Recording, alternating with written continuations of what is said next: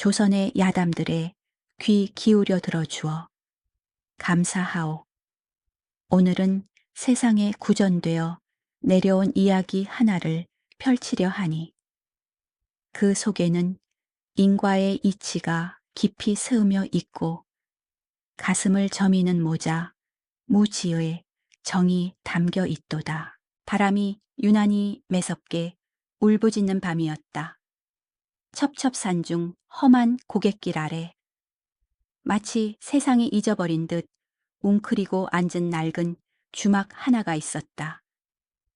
겨울바람이 문풍지를 찢을 듯 흔들어대고 처마 밑에 매달린 시래기가 바스락거리며 마른 비명 같은 소리를 내는 그런 밤이었다. 이 고개는 소금을 지고 나르는 장사꾼들이나 죄를 짓고 도망치는 놈들이 잠시 숨을 고르다 가는 곳이라. 밤이면 언제나 땀 냄새와 싸구려 술 냄새가 진동을 했다. 그 퀴퀴한 냄새 속에 어울리지 않게 맑고 서늘한 눈빛을 가진 아이 하나가 앉아 있었다. 7살이나 되었을까. 뼈대는 가늘고 피부는 희어서 마치 진을 구덩이에 핀 영곡 같기도 했고 늑대굴에 잘못 떨어진 하계 새끼 같기도 한 아이였다. 아이의 이름은 명하였다. 명하의 어미는 월임이라 불리는 여인이었다. 그녀는 말을 하지 못했다. 언제부터 번거리였는지는 아무도 몰랐으나 주막을 찾는 거친 사내들이 희롱을 걸어도 그저 눈을 내리깔고 술상을 나를 뿐 입을 떼는 법이 없었다.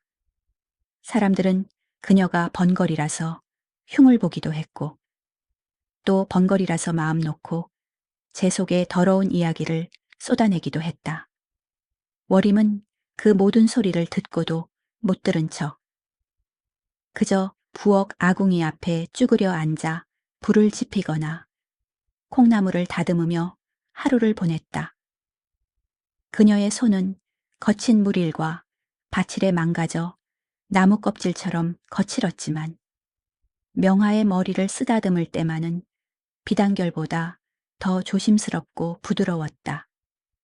주막 주인 할멈은 그런 월임을 두고 전생에 무슨 업보를 그리 많이 져서 말 못하는 처형을 받고 자식 하나 바라보며 사느냐고 혀를 차곤 했다. 그날 밤도 여느 때와 다를 바 없이 시끌벅적했다. 눈보라를 피해 들어온 소금 장수 패거리가 들이닥쳐 국밥 국물을 후루룩거리며 걸쭉한 농담을 주고받고 있었다. 술 기운이 오르자 그들의 목소리는 점점 커졌고 개 중에는 주막 구석에 조용히 앉아 헌 책 조각을 들여다보고 있는 명하가 눈에 거슬리는 자도 있었다. 얼굴에 흉터가 길게 난 사내가 젓가락으로 술상을 탁 치며 명하를 향해 소리쳤다. 저 녀석은 어미 닮아 번거리인가? 아니면 애비가 누군지 몰라 입을 다물고 있는 것인가? 하며 킬킬거리는 소리가 주막 안을 가득 채웠다. 다른 사내들도 덩달아 웃음을 터뜨리며 아이의 반응을 구경거리 삼아 눈을 번들거렸다. 명하는 들고 있던 종이 조각을 조용히 내려놓고 천천히 고개를 들었다. 그 눈빛이 어찌나 깊고 고요한지. 왁자지껄하던 사내들이 순간 흠칫하며 입을 다물 정도였다. 명하는 자리에서 일어나 사내들 쪽으로 한 걸음 다가갔다. 아이의 옷은 남루했으나 걸음걸이에는 묘한 기품이 서려 있었다.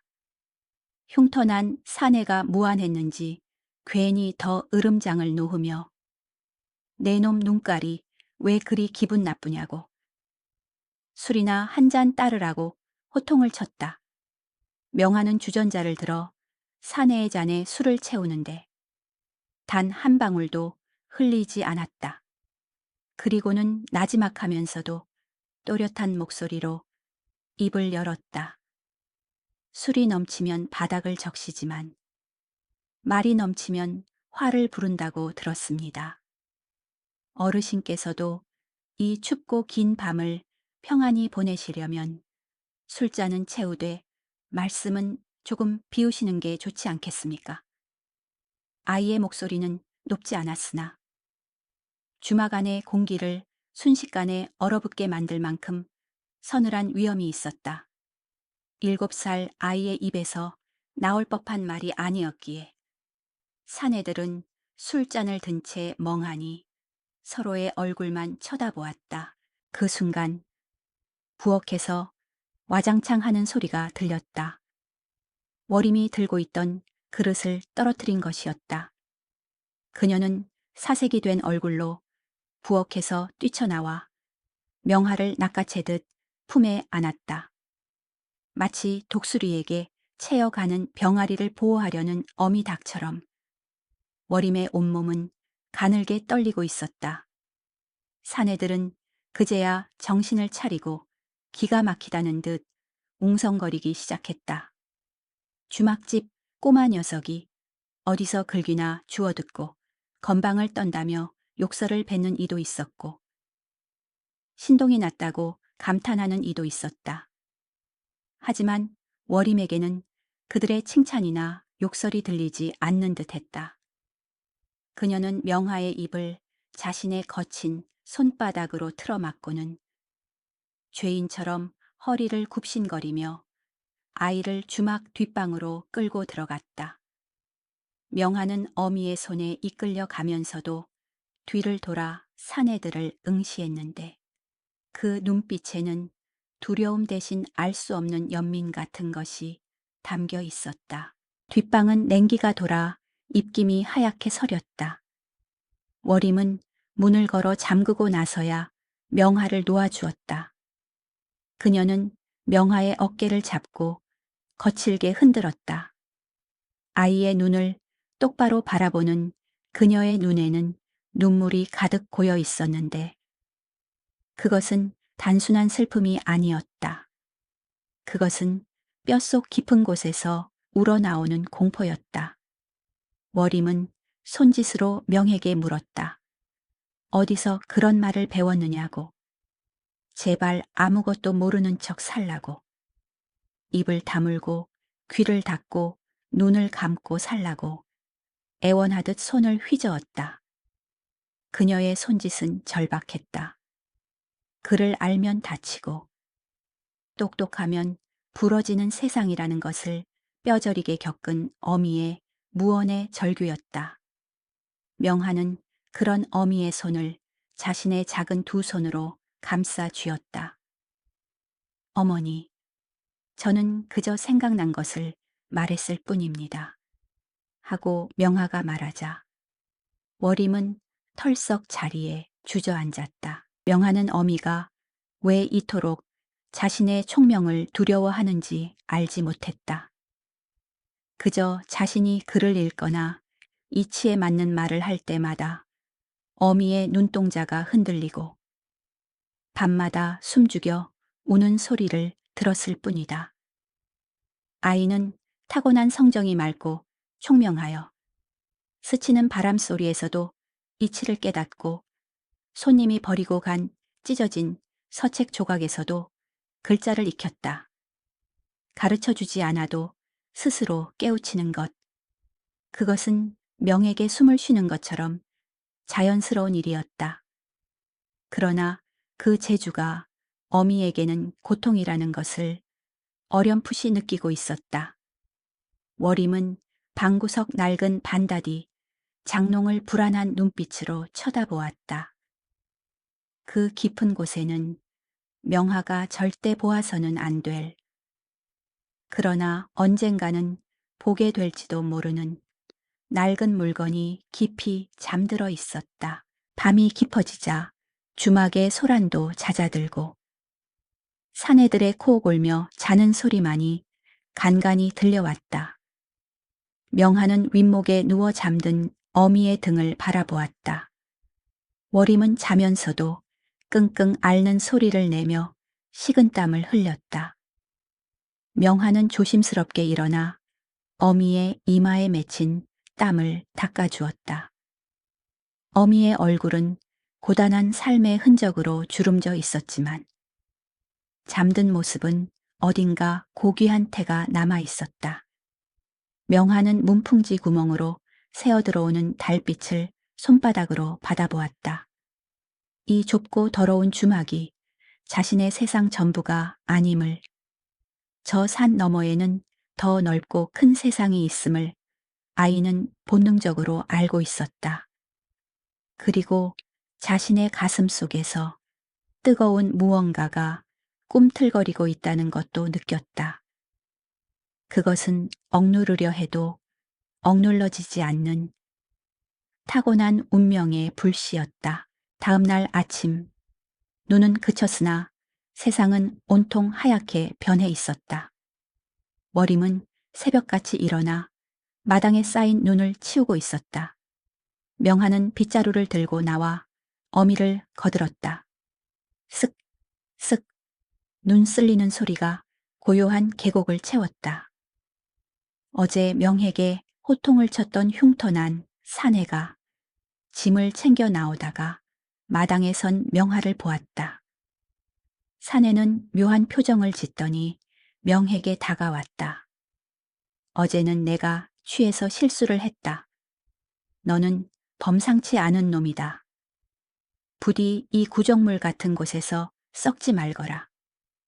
사내는 품에서 엽전 몇 잎을 꺼내 명화의 손에 쥐어주고는 총총히 산길을 내려갔다. 명화는 차가운 엽전을 쥐고 멀어지는 사내의 뒷모습을 보았다. 월임은 그 광경을 멀리서 지켜보고 있었는데 빗자루를 쥔 그녀의 손마디가 하얗게 질려 있었다. 그녀는 알고 있었다. 송곳은 주머니에 있어도 뚫고 나오는 법이며 빛은 어둠 속에 있어도 새어 나오는 법이라는 것을. 그리고 그 빛이 강할수록 그림자 또한 짙어진다는 것을. 어미는 하던 일을 멈추고 명에게 다가와 엽전을 빼앗듯이 가져갔다. 그리고는 아이를 부엌으로 밀어 넣으며 밥이나 먹으라는 손짓을 했다. 월임의 눈빛은 단호했으나 돌아서는 그녀의 어깨는 작게 떨리고 있었다. 명화는 부엌 아궁이 앞에 앉아 타닥타닥 타오르는 불꽃을 바라보았다. 불꽃은 춤을 추듯 일렁이며 위로 솟구치려 했다. 자신도 저 불꽃처럼 타오르고 싶다는 생각이 들었다. 하지만 그 불꽃이 제 몸을 태워 제만 남긴다는 사실은 아직 알지 못했다. 아침 햇살이 부엌 작은 창으로 들어와 명화의 얼굴을 비추었고 그 그림자는 길게 늘어져 어미가 서 있는 마당까지 닿았다. 그것은 마치 앞으로 펼쳐질 길고도 험난한 그리고 피할 수 없는 운명의 예고편과도 같았다. 바람이 다시 불어와 주막집 낡은 깃발을 흔들었고 월임은 하늘을 올려다보며 소리 없는 한숨을 내쉬었다. 그 눈빛 속에는 닥쳐올 미래에 대한 깊은 공포가 서려 있었다. 산중의 밤은 길고도 깊었다. 주막을 채우던 객들이 하나둘 골아떨어지고 코를 고는 소리가 짐승의 울음소리처럼 어둠 속에 섞여들 때면 명화의 진짜 하루가 시작되곤 했다. 낮 동안은 술 심부름을 하고 잔심부름을 하느라 정신이 없었지만 밤이 오면 아이는 온전히 자신만의 세상으로 들어갔다. 명화는 손님들이 버리고 간 짐짝 틈이나 바닥에 떨어진 종이 쪼가리들을 보물처럼 주워 모았다. 소금 가마니를 덮었던 거적대기에 쓰인 먹물 흔적이나 약초꾼이 약봉지를 쌀 때 썼던 누런 종이에 적힌 글귀들이 명에게는 유일한 스승이었다. 아이는 희미한 호롱불 아래 쭈그리고 앉아 그 알 수 없는 기호들을 들여다보고 또 들여다보았다. 뜻도 모르고 음도 몰랐으나 그 검은 획들이 만들어내는 조화로움에 아이는 넋을 잃곤 했다. 마치 목마른 사슴이 샘물을 찾듯 명하는 글자에 굶주려 있었다. 명하는 나뭇가지를 꺾어 마당 흙바닥에 글자를 따라 그려보기도 하고 손가락에 물을 찍어 마루 위에 써보기도 했다. 물로 쓴 글씨는 금세 말라 사라졌지만 아이의 머릿속에는 바위에 새긴 듯 선명하게 남았다. 어느 날은 한양에서 왔다는 선비가 술상머리에서 읊조리던 시조 한 자락을 토씨 하나 틀리지 않고 기억해 두었다가 밤새 흙바닥에 그 운율을 그려보기도 했다. 글자가 아이의 손끝에서 춤을 추었다. 누가 가르쳐 주지 않아도 명하는 글자가 가진 힘과 이치를 본능적으로 깨우치고 있었다. 하늘 천을 보면 저 높은 밤하늘이 떠올랐고 땅지를 보면 밟고 있는 흙의 단단함이 느껴졌다. 글자는 단순한 그림이 아니라 세상 만물을 담고 있는 그릇이라는 것을 이 어린아이는 어슴푸레하게 남아 느끼고 있었던 것이다. 그러나 이 모든 것은 어미 워림 몰래 이루어져야 했다. 워림은 명하가 글자에 관심을 보이는 것을 병적으로 싫어했다.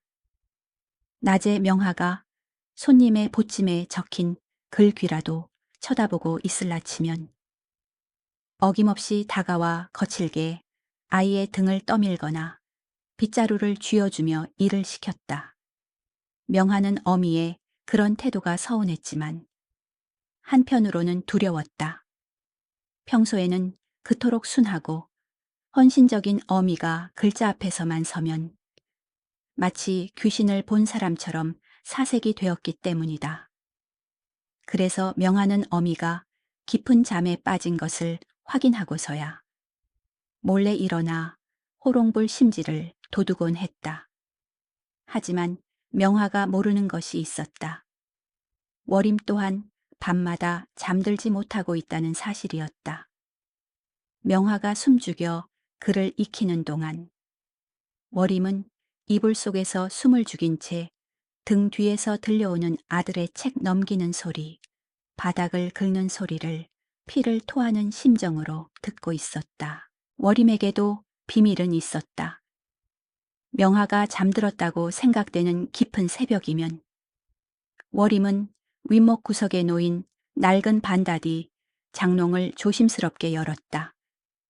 삐걱 소리가 나지 않게 숨조차 멈추고 문을 열면 그 가장 깊은 곳, 헌옷가지들 밑에 보자기로 꽁꽁 싸둔 물건 하나가 있었다. 워림은 그것을 꺼내 자신의 무릎 위에 올려놓았다. 낡고해진 표지의 책 한 권이었다. 그녀는 떨리는 손으로 책의 표지를 쓰다듬었다. 차마 펼쳐보지는 못하고 그저 표지의 질감을 손끝으로 느끼며 하염없이 눈물을 흘렸다. 그 책에는 그리운 냄새가, 피 비린내가, 그리고 사무치는 원한이 배어 있었다. 그것은 그녀가 버리고 온 과거이자 명에게 절대 물려주어서는 안 될 저주스러운 유산이었다. 워림은 책을 가슴에 품고 소리 없이 오열하다가 다시 보자기 깊숙이 감추어 장롱 속에 봉인하곤 했다. 그러던 어느 봄날이었다. 산 아래 마을에 장이 서서 워림이 콩을 팔러 간 사이 명하는 우연히 마을 서당 앞을 지나게 되었다. 담장 너머로 아이들이 글 읽는 소리가 낭낭하게 들려왔다. 하늘천, 따지, 거물현, 누루황. 그 소리는 명하의 가슴을 세차게 두드렸다. 명하는 홀린 듯 서당 담벼락에 귀를 대고 쭈그려 앉았다. 훈장님의 헛기침 소리, 아이들의 제잘거리는 소리, 그리고 먹을 까는 향긋한 냄새가 담장을 넘어왔다. 명하는 그곳이 천국처럼 느껴졌다. 나도 저 안에 앉아 붓을 들고 하얀 종이에 마음껏 글을 쓰고 싶다는 열망이 가슴 밑바닥에서부터 뜨겁게 치솟았다. 해가 질 때까지 명하는 그 자리를 떠나지 못했다. 돌아오는 길.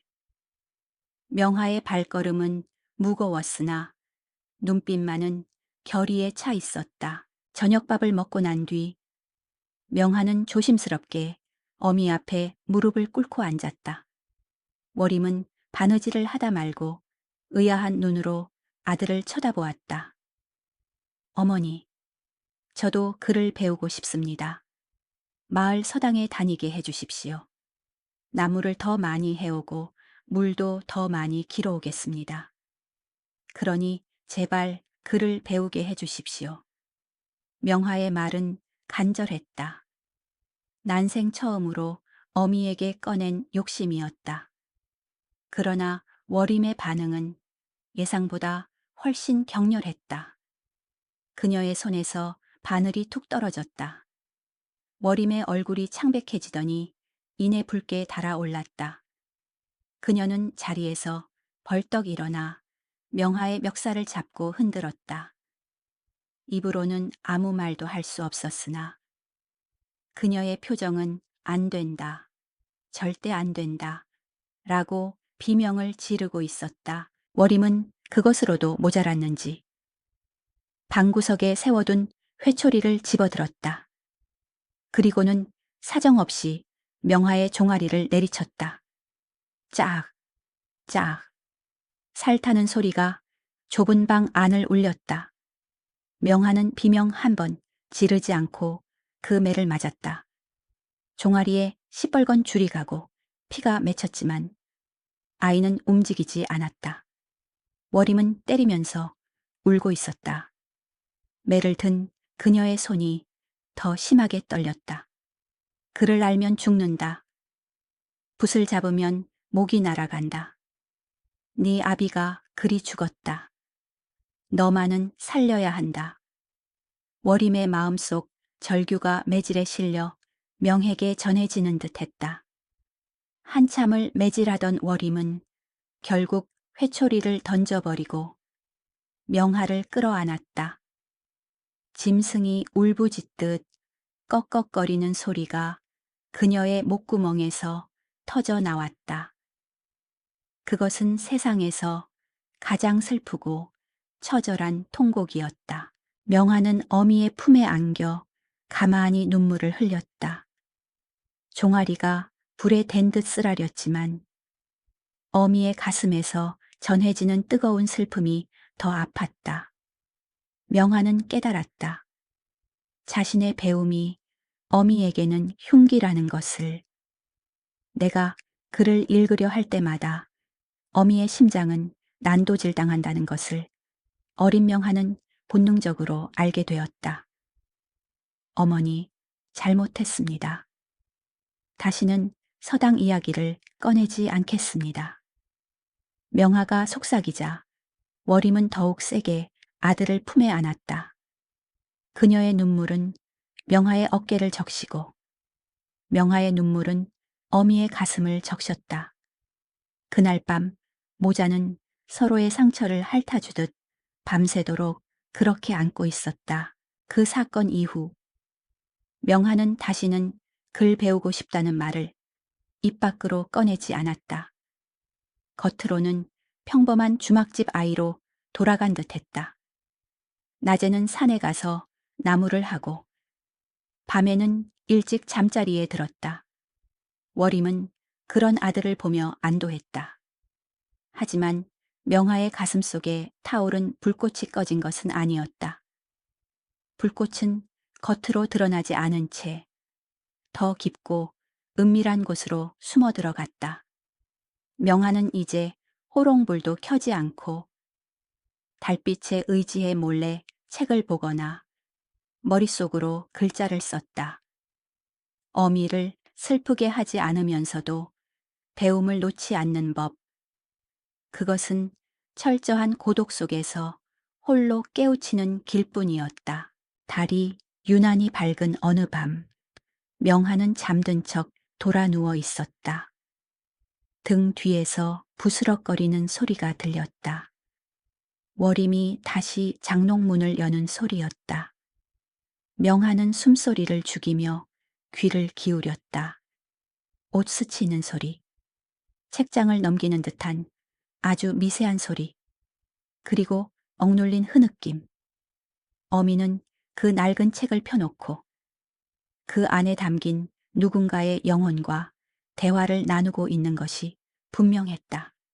명하는 이불 자락을 꽉 움켜쥐었다. 언젠가는 저 책을 내 눈으로 보고야 말리라. 어머니가 왜 저토록 슬피 우는지, 내가 왜 글을 배우면 안 되는지, 그 답이 저 책 안에 있을 것이라는 확신이 들었다. 바람이 문풍지를 흔들며 지나갔다. 주막 밖에서는 올빼미가 구슬프게 울어댔다.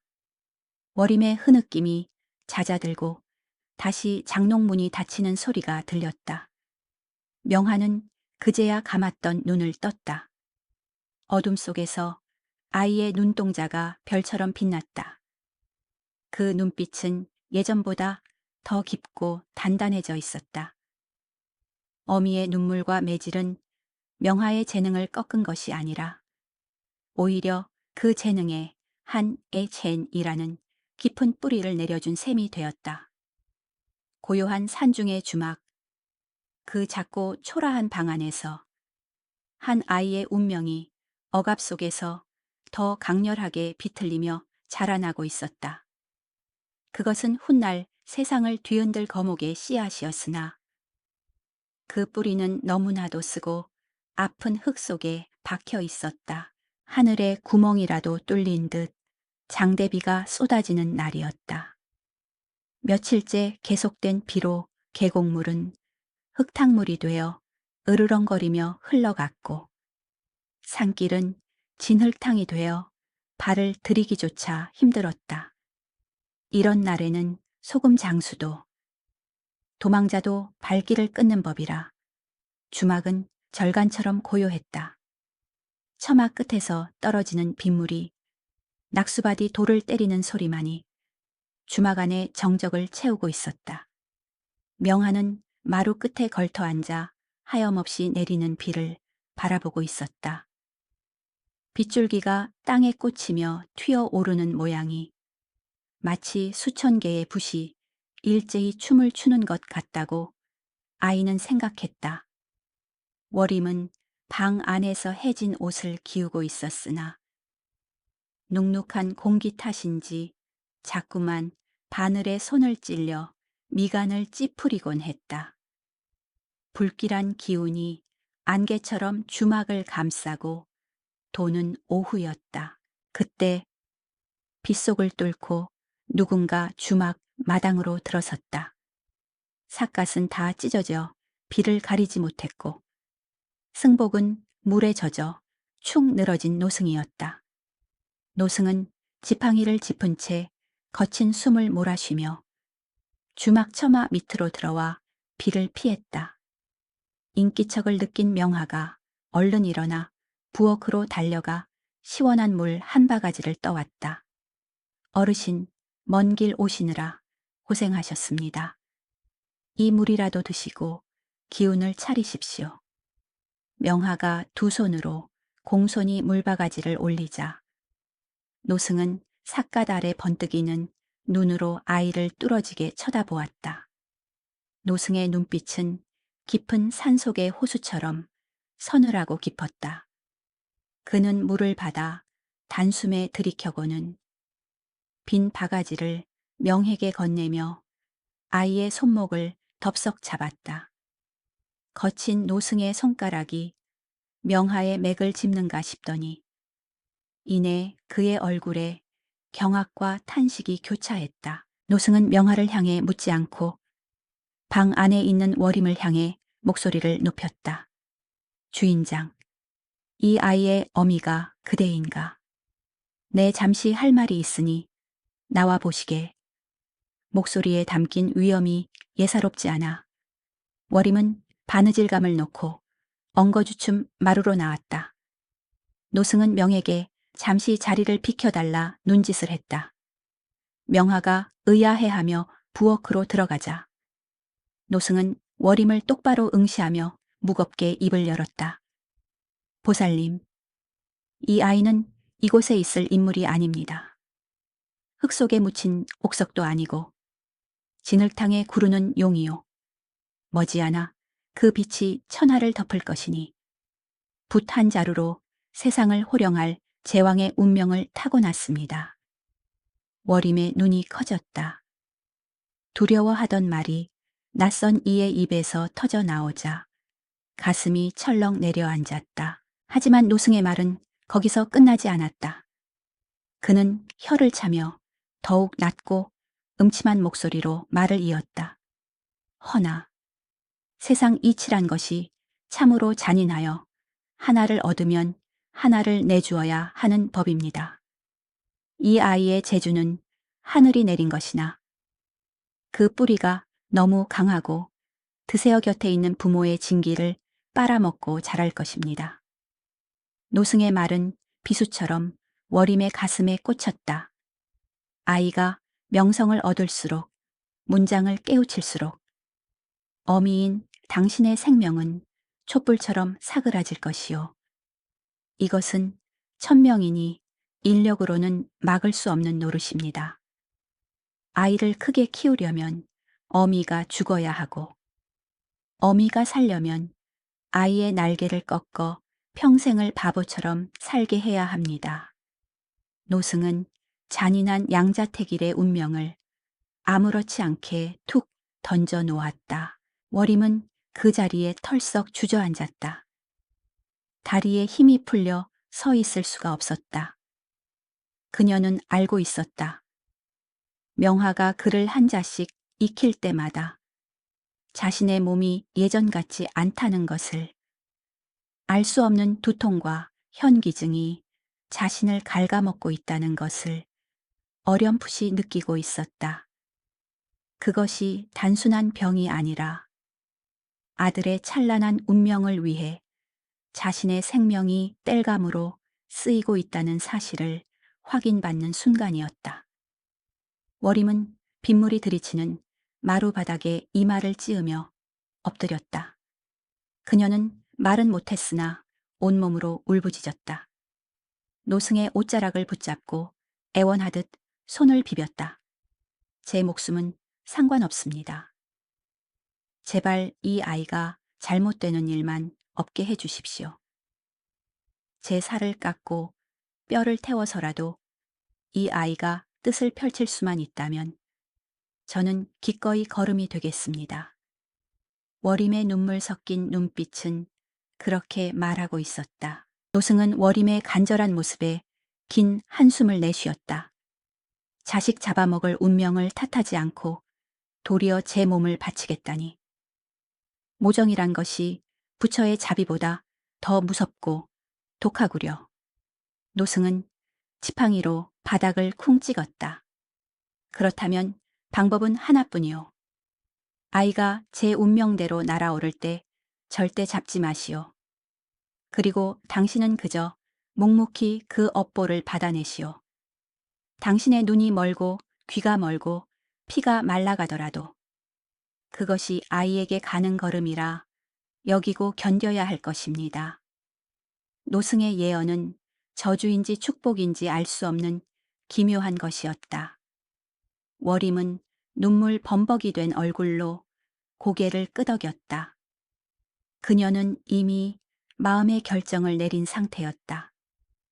자신이 번거리가 되고 흉한 몰골로 숨어 산 것도 모자라 이제는 목숨마저 내놓아야 한다는 것을 알았지만 그녀의 눈에는 두려움 대신 서글픈 결기가 서렸다. 부엌 문틈으로 이 광경을 지켜보던 명하는 노승과 어미의 대화를 듣지 못했다. 그저 빗소리에 묻힌 운걸거림과 어미가 흐느끼는 모습만을 보았을 뿐이다. 아이는 주먹을 꽉 쥐었다. 어머니를 울리는 세상의 모든 것이 원망스러웠다. 잠시 후 노승은 다시 삿갓을 눌러쓰고 빗속으로 걸어 나갔다. 갈 때는 올 때처럼 호련했다. 가시오. 내 갈 길을 막지 마시오. 인연이 닿으면 다시 볼 날이 있을 것이오. 노승이 남긴 말은 빗소리에 섞여 희미하게 흩어졌다.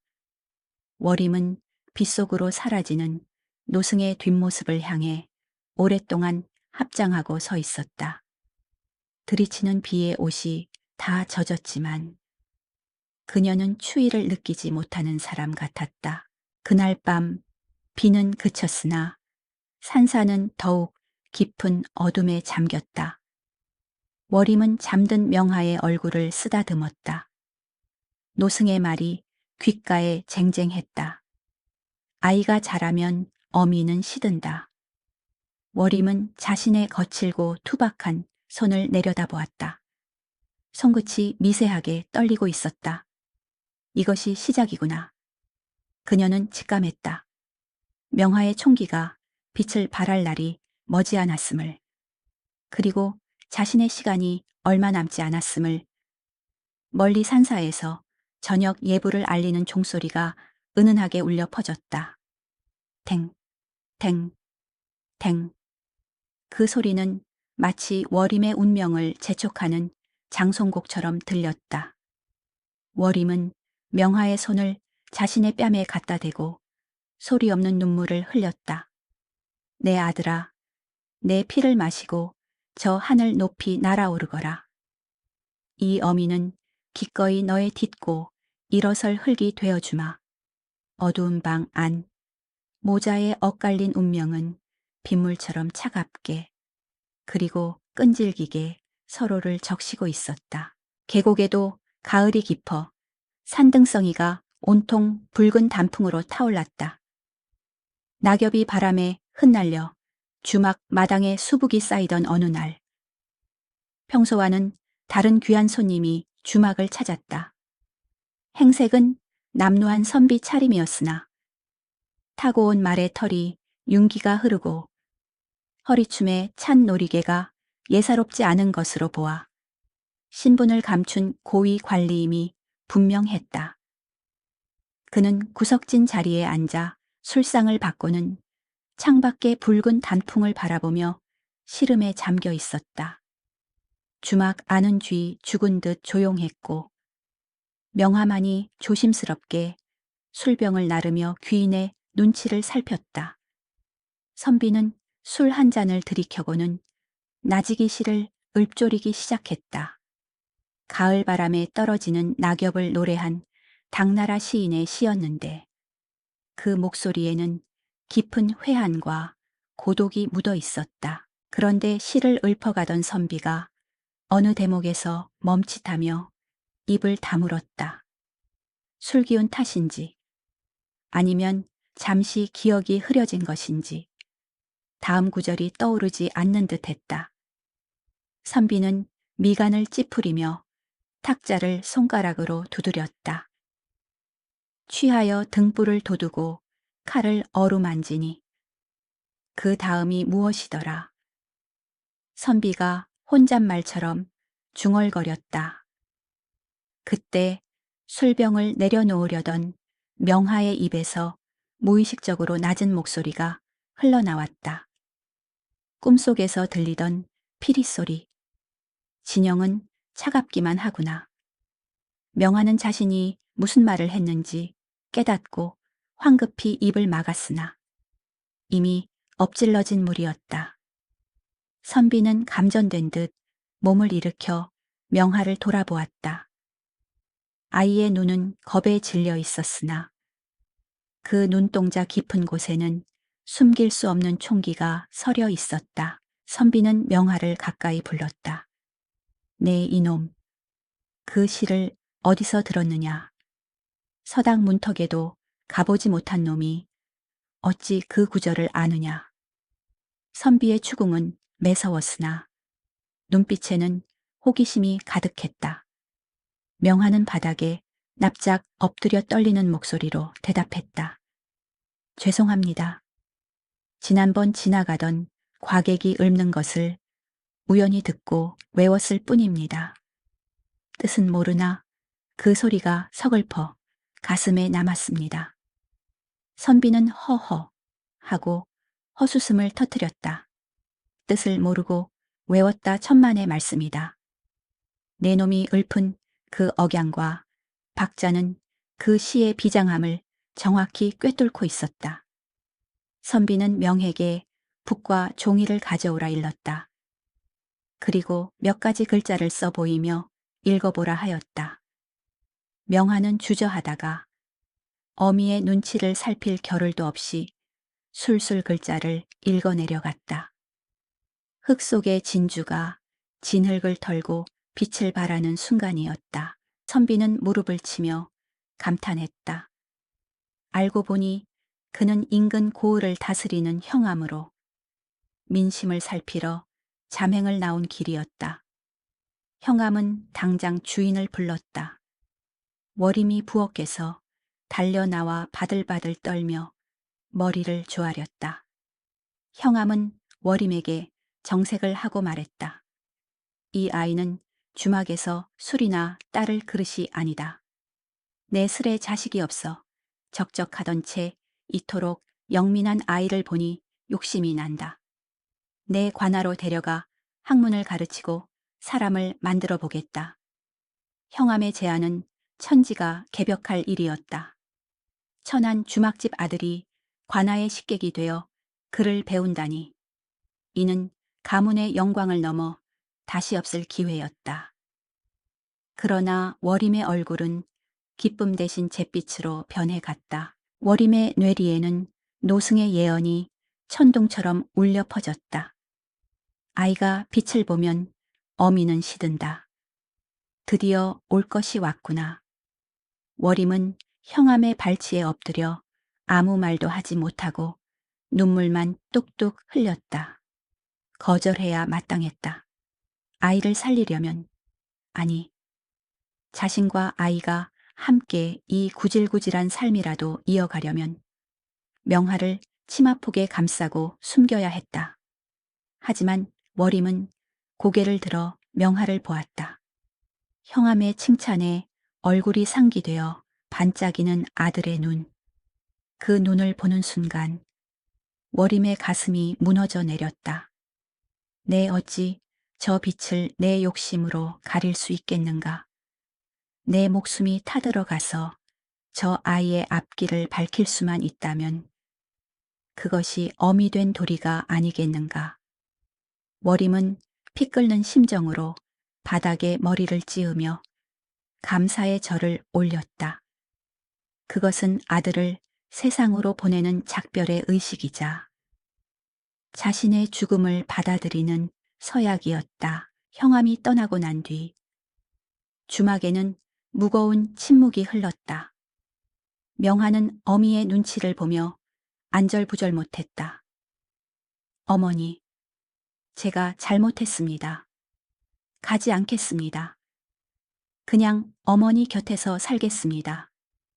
명화가 울먹이며 매달렸지만 월임은 매정하게 아들의 손을 뿌리쳤다. 그녀는 명화를 방으로 밀어넣고는 장롱을 뒤져 헌 옷가지들을 꺼냈다. 그리고 보따리를 싸기 시작했다. 그녀의 손놀림은 거칠고 빨랐지만 속은 문드러지고 있었다. 이제 이 밤이 지나면 명화는 떠난다. 다시는 내 품으로 돌아오지 못할 것이다. 아니, 돌아왔을 때 나는 이 세상 사람이 아닐지도 모른다. 월임은 입술을 깨물어 울음을 삼켰다. 보따리를 싸는 월임의 등은 하룻밤 사이에 10년은 늙어 보였다. 머리에는 흰 서리가 내려앉은 듯했고 어깨는 한없이 쪼그라들었다. 그녀는 명화가 입을 옷을 개키며 몰래 그 옷에 얼굴을 묻고 냄새를 맡았다. 땀 냄새, 흙 냄새, 그리고 젖비린내가 섞인 아들의 채취. 워림은 그것을 폐부 깊숙이 새겨 넣었다. 명하는 구석에 앉아 그런 어미의 뒷모습을 보며 하염없이 눈물을 흘렸다. 어미가 왜 저토록 서두르는지, 왜 한마디 말도 없이 비록 번거리지만 자신을 밀어내려 하는지, 어린 마음에도 그 비장한 결심이 전해져와 가슴이 미어졌다. 밤이 깊어 호롱불이 가물거렸다. 워림은 짐 싸기를 마치고 명하를 자리에 눕혔다. 그리고는 아들의 손을 꼭 잡았다. 그녀의 손은 얼음장처럼 차가웠다. 명하는 어미의 손을 자신의 볼에 비비며 잠이 들지 않으려 애썼다.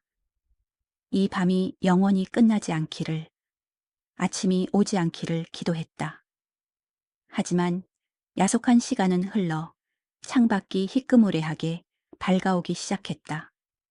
새벽달기 울고 운명의 수레바퀴는 굉음을 내며 굴러가기 시작했다. 워림은 잠든 명하의 얼굴을 마지막으로 눈에 담으려는 듯 뚫어지게 바라보았다. 그녀의 눈에서 떨어진 눈물 한 방울이 명하의 뺨에 닿았다. 그것은 뜨거웠다. 마치 녹아내리는 촛농처럼 어미의 생명이 녹아내려 아들에게로 흘러 들어가는 것만 같았다. 명화가 관아로 들어간 뒤 아이의 세상은 천지개벽하듯 바뀌었다. 때국물 흐르던 삼벗 대신 말끔한 무명옷을 입고 술상 대신 책상을 마주하게 된 명하는 마치 물을 만난 용처럼 학문의 바다를 헤엄쳤다. 형암은 명에게 천자문을 던져주었으나 아이는 반나절도 안 되어 그 이치를 꿰뚫고 붓을 들어 글자를 써 내려갔다. 하나를 가르치면 열을 알고 열을 가르치면 그 너머의 100가지 이치를 묻는 통의 스승인 형암이 오히려 당황할 지경이었다. 관아의 관리들은 주막집 아들이 신동이라며 혀를 내둘렀고 명하의 붓끝에서 나오는 문장은 날이 갈수록 깊어지고 단단해졌다. 아이의 눈빛은 형형하게 빛났고 그 총명한 기운은 관아 담장을 넘어 고을 전체로 퍼져나가는 듯했다. 반면 명하가 떠난 뒤의 계곡, 주막은 무덤 속처럼 고요하고 차가웠다. 시끌벅적하던 손님들의 웃음소리도 잦아들었고 워림은 하루 종일 멍하니 산 아래쪽만 바라보며 시간을 보냈다. 그런데 기이한 일이 벌어지기 시작했다. 명하가 관에서 학문에 정진하여 깨우침을 얻을 때마다 워림의 몸에서 생명력이 썰물처럼 빠져나가는 것이었다. 처음에는 그저 기력이 쇠한 탓이라 여겼으나 증세는 날이 갈수록 흉흉해졌다.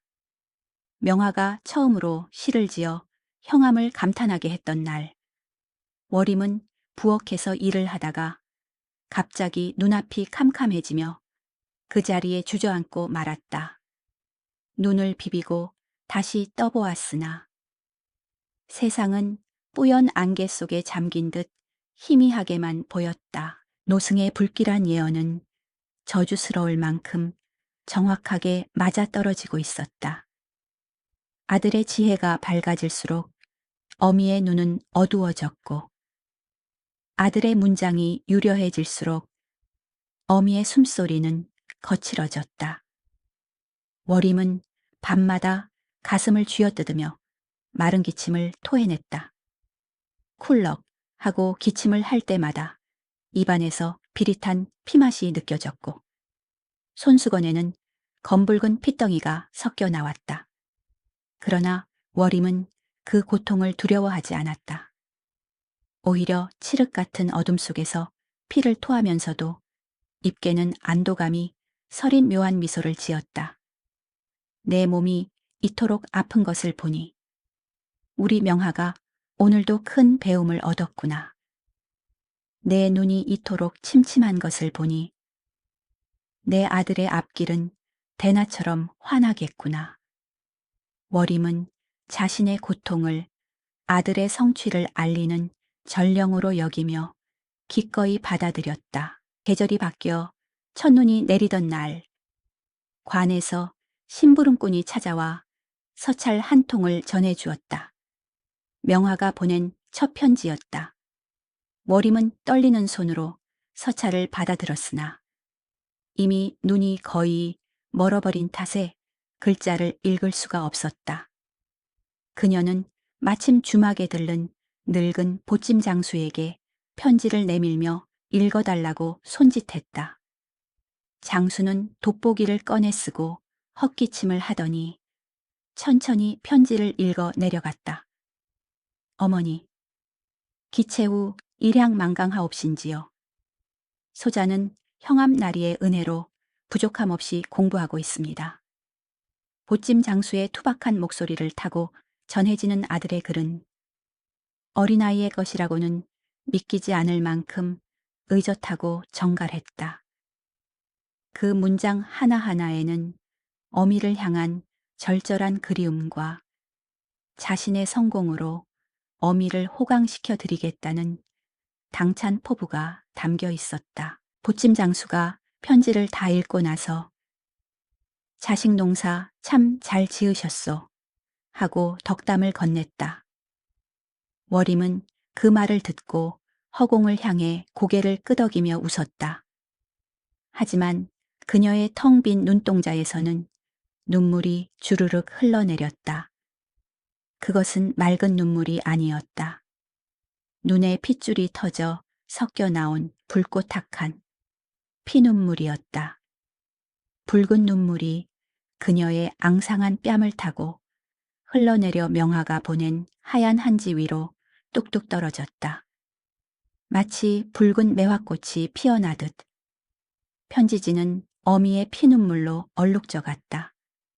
워림은 앞이 보이지 않아 그 얼룩을 볼 수 없었으나 뜨거운 눈물이 종이에 닿는 느낌만은 생생했다. 그녀는 편지를 가슴에 품고 짐승이 앓는 소리를 내며 오열했다. 아들아, 내 눈과 바꾼 글자들아.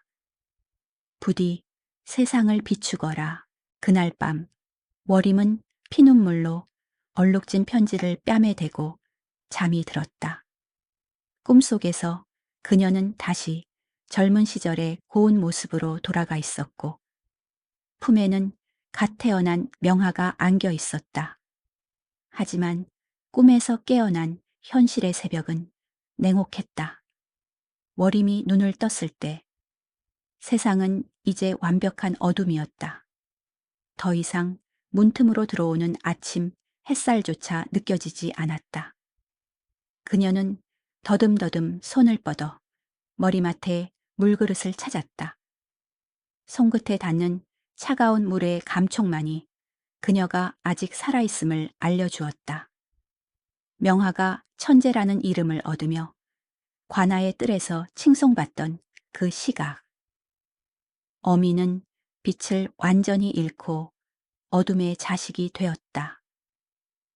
등각 요한의 법칙은 이토록 잔인하게 한 치의 오차도 없이 모자의 운명을 갉아먹고 있었다. 세월은 유수와 같이 흘러 명화는 어느덧 약관의 나이가 되었다. 시골 주막의 천재 소년이라는 명성은 좁은 고을을 넘어 한양 도성에까지 자자하게 퍼졌다. 명화는 과거 시험인 대과를 치르기 위해 상경하여 한양의 북적거리는 거리에 몸을 담고 있었다. 도성의 밤거리는 화려한 청사초롱 불빛으로 대나처럼 밝았고 전국 각지에서 모여든 내로라 하는 선비들의 글 읽는 소리가 담장을 넘나들었다. 그러나 그 화려함 속에서 명화는 철저히 혼자였다. 남들은 입신양명을 꿈꾸며 부푼 가슴으로 잠자리에 들었으나 명하는 밤마다 가슴을 짓누르는 알 수 없는 불안감에 시달려야 했다.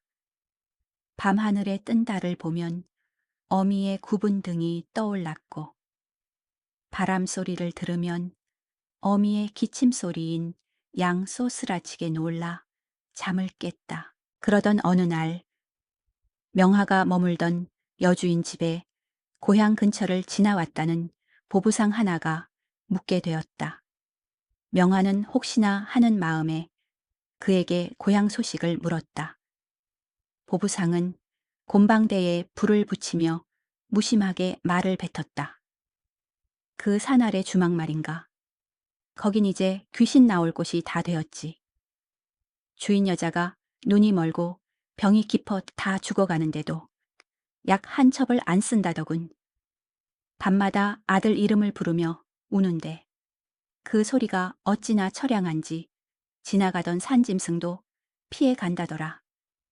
보부상의 말은 마른 하늘의 날벼락처럼 명화의 정수리를 내리쳤다. 명화가 손에 들고 있던 붓이 힘없이 바닥으로 떨어졌다. 먹물이 튀어하얀 도포 자락을 검게 물들였으나 명화는 그것을 닦을 생각조차 하지 못했다. 심장이 찢어지는 듯한 통증이 밀려왔다. 당장이라도 짐을 싸서 고향으로 달려가고 싶었다. 과거가 무엇이고 벼슬이 무엇이란 말인가. 눈먼 어미가 홀로 죽어가고 있는데 글줄이나 읽고 있는 것이 무슨 소용인가. 명하는 방으로 뛰어들어가 진보다리를 싸기 시작했다. 손이 떨려 옷가지가 잡히지 않았다. 어머니, 불효자식이 갑니다. 늦지 않게 가겠습니다. 명하는 울먹이며 신발을 신으려 했다. 그런데 문지방을 넘으려는 순간 문득 형암의 당부와 어미가 자신을 떠나보내던 날의 눈빛이 떠올랐다.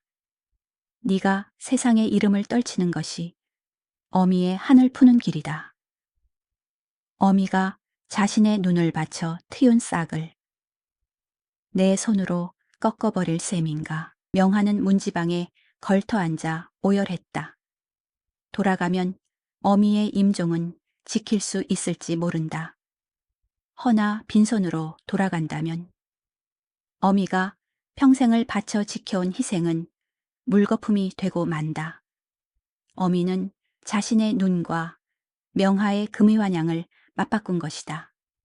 명하는 차가운 마루 바닥에 머리를 박고 짐승처럼 울부짖었다. 효도란 무엇인가? 부모 곁에서 탕약을 다리는 것이 효도인가?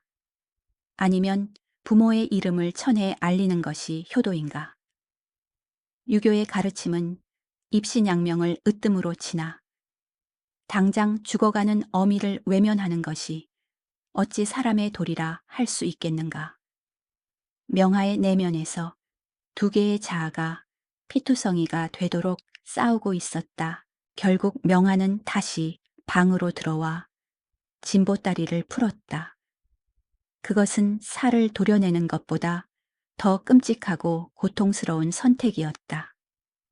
나는 오늘 어머니를 버렸다. 아니, 나는 어머니를 살리기 위해 어머니를 죽였다.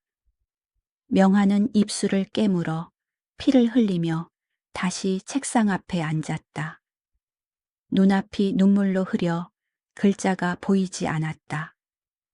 그는 자신의 허벅지를 뾰족한 붓대 끝으로 찌르며 정신을 차리려 애썼다. 장원급제. 반드시 장원급제를 하여 어사화를 머리에 꽂고 내려가리라. 그것만이 눈먼 어머니의 영혼을 위로할 유일한 길이다. 명하는 슬픔을 도끼로 바꾸어 책을 파고들었다. 그것은 공부가 아니라 처절한 사투였다. 시험날이 다가올수록 명하의 몰골은 말이 아니었다. 잠을 자지 않고 먹지도 않으며 미친 사람처럼 책만 읽고 글을 썼다. 동료 유생들은 명핵에서 서늘한 귀기가 느껴진다며 수군거렸다. 그의 눈은 횡하니 들어갔으나 안광만은 형형하게 빛나 마치 어둠 속의 늑대와 같았다. 과거 시험 전날 밤 명하는 등불 아래서 마지막 정리를 하고 있었다. 기름이 다 떨어져 가는지 등불이 가물거렸다. 깜빡, 깜빡. 불빛이 흔들릴 때마다 벽에 비친 명화의 그림자도 춤을 추었다. 그런데 글자를 쓰고 있던 종이 위로 기이한 형상이 아른거렸다. 명화는 눈을 비비고 종이를 다시 보았다. 빽빽하게 쓰인 검은 글자들이 뭉개지더니 서서히 사람의 얼굴 형상을 만들어내고 있었다. 그것은 눈이 하얗게 먼 채 피눈물을 흘리고 있는 월임의 얼굴이었다. 어머니 명화가 비명을 지르며 붓을 놓쳤다. 환영 속의 월임은 소리 없이 입을 달싹였다. 명화야, 내 아들아, 많이 아프냐? 나도 아프다. 허나 멈추지 마라. 어머니의 목소리가 들리는 듯했다. 명화는 환영을 향해 손을 뻗었으나 잡히는 것은 차가운 종이뿐이었다. 등잔불이 픽 하고 꺼지며 방 안은 칠흑 같은 어둠에 잠겼다. 어둠 속에서 명화는 무릎을 꿇고 앉아 두 손을 모았다. 그는 어둠을 두려워하지 않기로 했다. 어미가 갇혀있는 그 어둠 속에 자신도 함께 있음을 느꼈기 때문이다. 내일이면 결판이 난다. 내일 내 붓끝에서 나오는 것은 먹물이 아니라 어머니와 나의 피가 될 것이다. 명화는 어둠 속에서 밤새 눈을 뜨고 아침을 기다렸다. 창밖이 푸르스름하게 밝아올 때 명화의 눈가에는 말라붙은 핏자국 같은 눈물 자국이 선명했다. 그는 갓을 고쳐 쓰고 붓을 챙겨 방을 나섰다.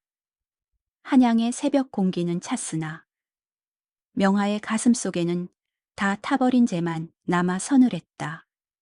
이제 뒤는 없다. 오직 앞으로 나아가 부서지는 일만 남았을 뿐이다. 과거 시험장으로 향하는 길.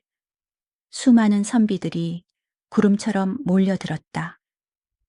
개중에는 명문가 자제들도 있었고 10년 공부를 한 늙은 유생들도 있었다. 그러나 명화의 눈에는 아무도 보이지 않았다. 오직 저 멀리 남쪽 하늘.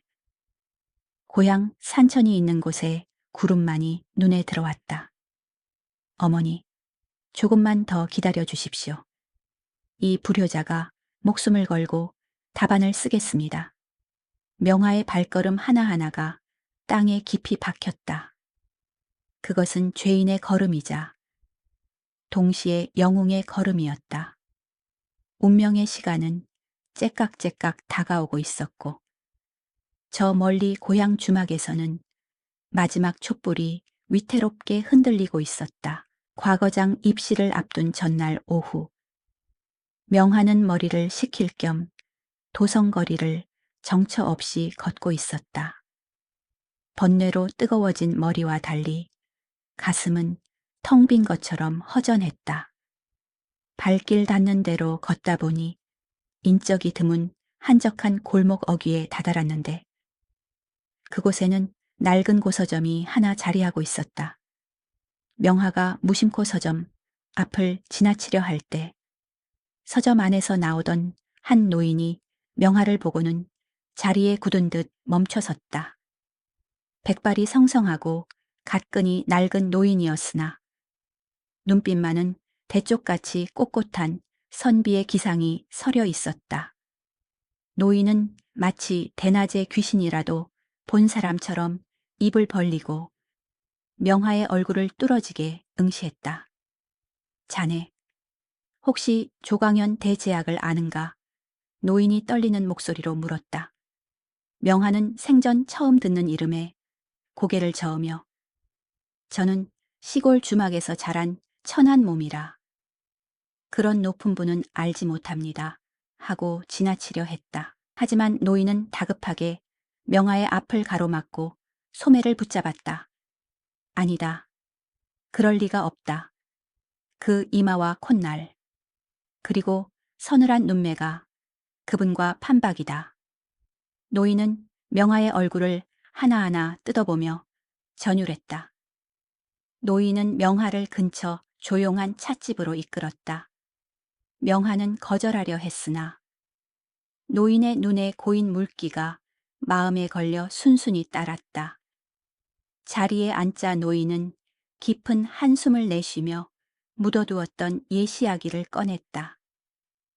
20년 전 조정에는 문장 하나로 천하를 놀라게 한 천재가 있었으니 그가 바로 조광현이었다.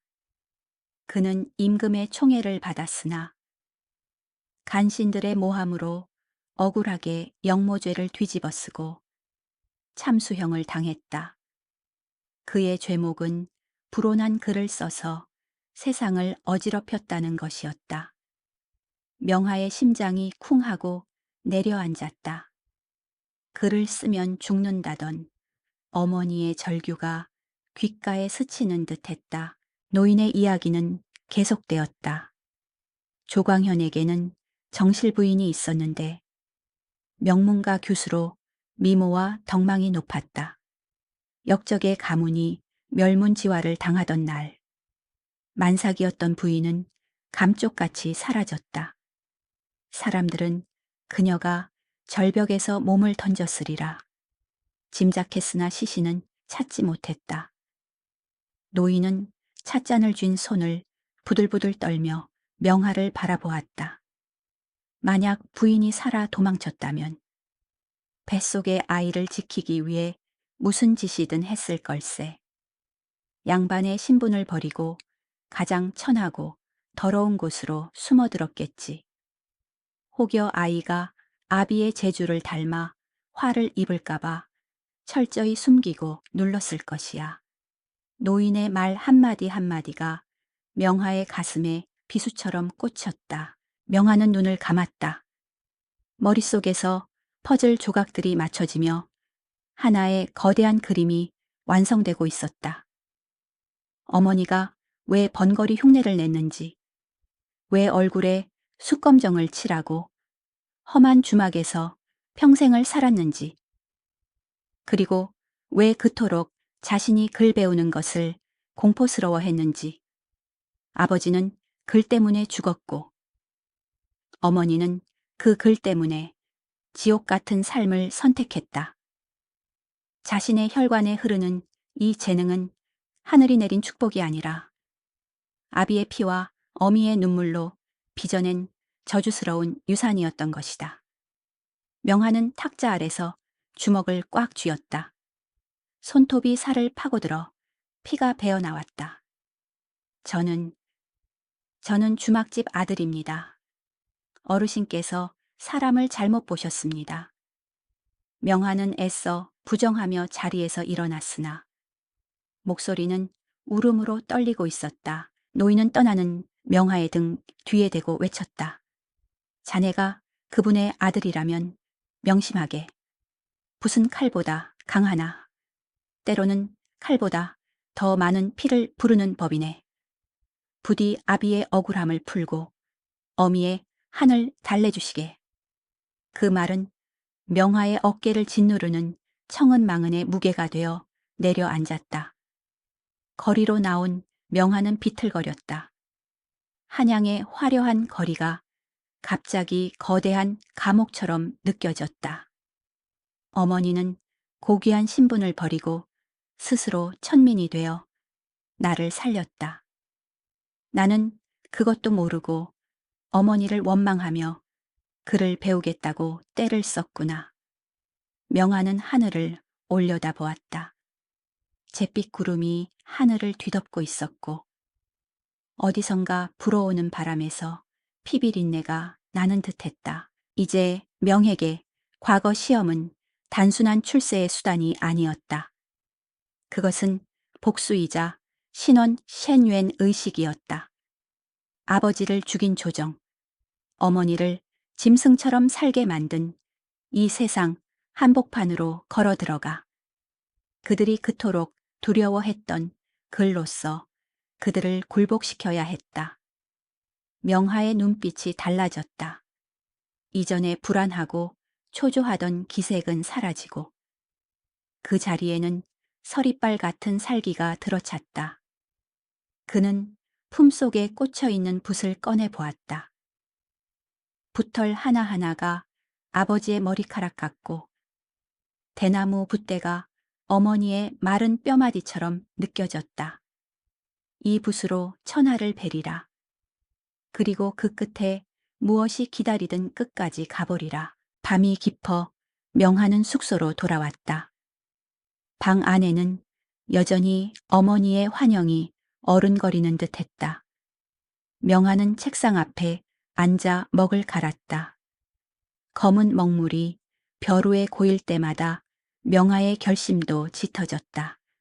이제 더 이상 갈등은 없었다. 효, 샤오와 충종, 그리고 원유안 이 하나로 뭉쳐 거대한 불덩이가 되어 가슴속에서 타올랐다. 내일 과장에 들어서는 순간 나는 죄인의 아들이 아니라 세상을 심판하는 판관이 될 것이다. 명하는 붓을 들어 허공의 글자 하나를 써보았다. 발을 정청, 비뚤어진 모든 것을 바로잡겠다는 그의 의지가 담긴 허공의 회기였다. 창밖에서 바람이 거세게 불어와 문풍지를 때렸다.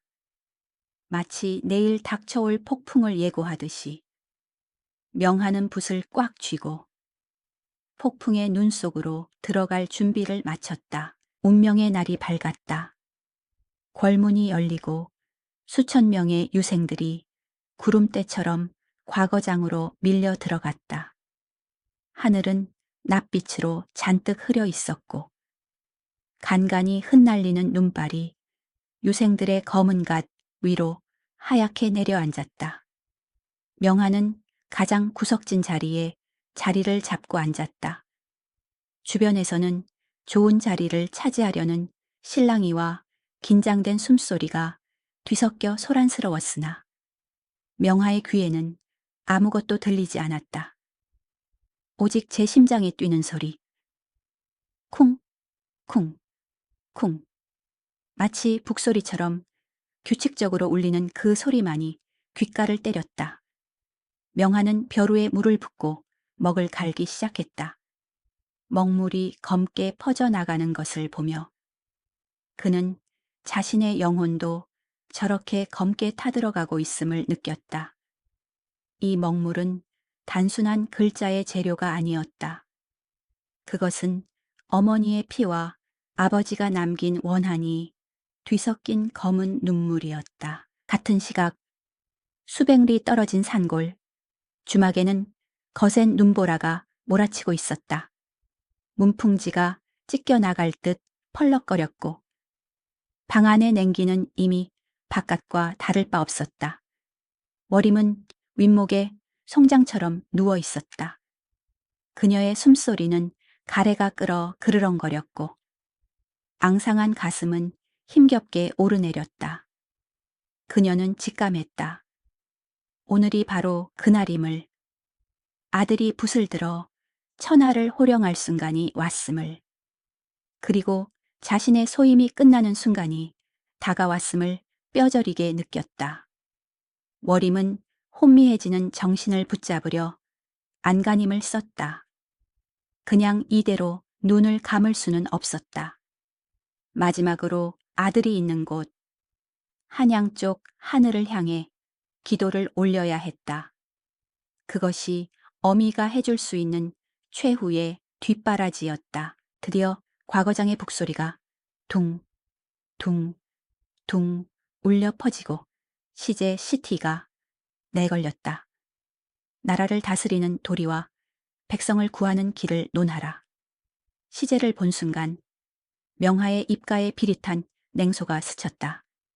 백성을 구한다고 죄 없는 선비를 죽이고 어미를 눈멀게 만든 이 나라가 할 소리인가. 명하의 눈에서 불꽃이 일었다. 그는 주저없이 붓을 들어 화선지 위를 질주하기 시작했다. 그의 분놀림은 거침이 없었다. 마치 춤을 추듯 혹은 칼을 휘두르듯 종이 위를 베어나갔다. 글자 하나하나가 살아서 꿈틀거렸다. 그것은 공자 맹자의 죽은 글이 아니었다. 썩어빠진 조정을 꾸짖는 사자후였고 억울하게 죽은 아버지의 신원이며 병든 어미의 절규였다.